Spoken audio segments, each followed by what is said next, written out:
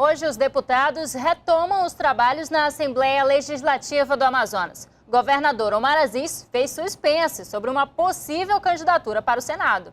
Depois de pouco mais de um mês em recesso, os trabalhos da Assembleia foram retomados nesta terça. O vice-presidente da Casa garantiu que as eleições e a Copa do Mundo não vão interferir nas votações de projetos importantes, como o da ética parlamentar. Não haverá protelação de decisão do parlamento desde que haja necessidade de votação de matérias. E nós temos que ter a responsabilidade de conciliar a nossa atividade política eleitoral com a atividade que nós somos obrigados a prestar conta à sociedade, de não deixar existir a falta de quórum, de não deixar de votar por falta de deputados, porque isso é uma vitrine que sujeito a prejuízos para o poder e para todos os deputados. Ele foi questionado também sobre os processos na Justiça que envolvem parlamentares. Metade dos deputados estaduais responde na Justiça Comum por crimes que vão desde desvio de recursos públicos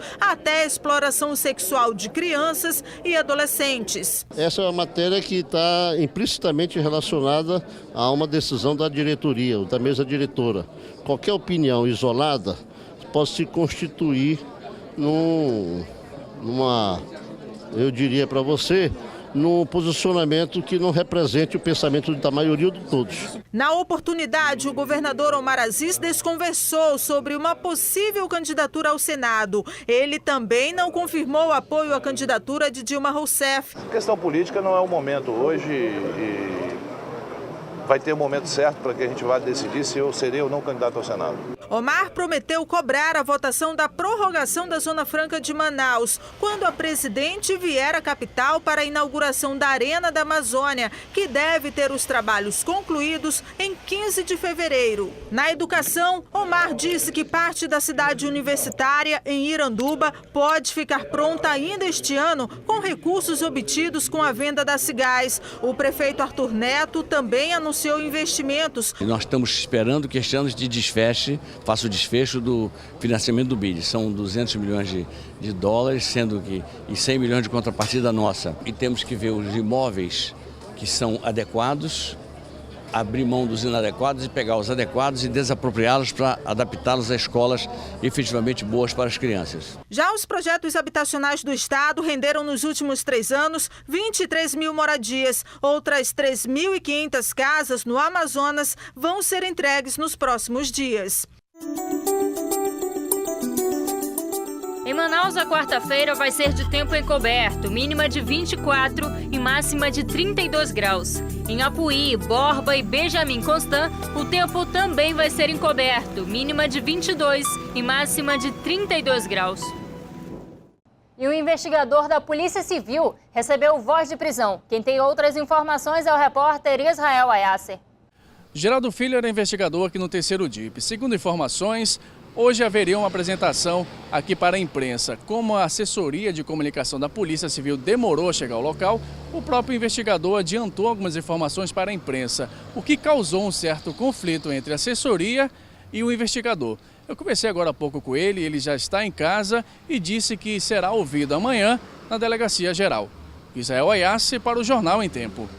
Foi preso o homem acusado de matar o companheiro de treino de jiu-jitsu em março do ano passado. Breno Yuri Silva Rodrigues, de 20 anos, foi preso em cumprimento ao mandado da Justiça. Ele é acusado da morte de Rodrigo Carvalho de Araújo, de 25 anos, em março do ano passado na Zona Sul. Nós vimos ouvindo as testemunhas, as pessoas que presenciaram o crime e, felizmente, ontem foi expedido o mandado de prisão dele. E ele foi preso e está sendo apresentado agora para ser encaminhado para a Justiça para responder pelo crime que ele cometeu. Ainda segundo a polícia, Breno e a vítima eram conhecidos e lutavam jiu-jitsu. O acusado chegou a confessar o crime. Breno teria disparado 3 vezes contra a vítima depois de tentar roubar a moto. Ele vai responder por homicídio e será encaminhado para a cadeia pública de Manaus. A polícia encontrou 3 corpos enterrados em uma região da rodovia Transamazônica, no sul do Amazonas. Apesar da Polícia Federal ainda não ter confirmado, tudo indica que são os corpos dos 3 homens desaparecidos desde o ano passado. Depois de mais de 30 dias de buscas, policiais encontraram os corpos em uma área da rodovia Transamazônica, que corta a reserva Tenharim-Marmelos. Os corpos foram encontrados a 2 quilômetros da entrada da reserva, onde os índios cobravam o primeiro pedágio e os homens foram vistos pela última vez, de acordo com as investigações. Um cão farejador da PM foi usado nas buscas. Por telefone, o policial militar que coordenou a operação conta os detalhes. Do Exército fez a escavação e aí realmente encontrou 3 corpos, assim, um estado de putrefação, né?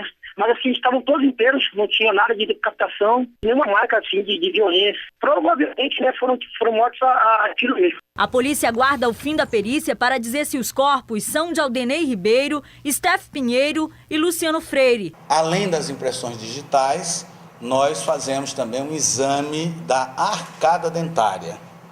Posterior da arcada dentária, se preciso for, vai ser feito o DNA. No caso aqui concreto, nós vamos fazer os 3. Os 5 índios presos suspeitos do crime continuam em um presídio de Porto Velho. 2 deles são filhos do cacique Ivan Tenharim, morto dias antes do desaparecimento das 3 vítimas.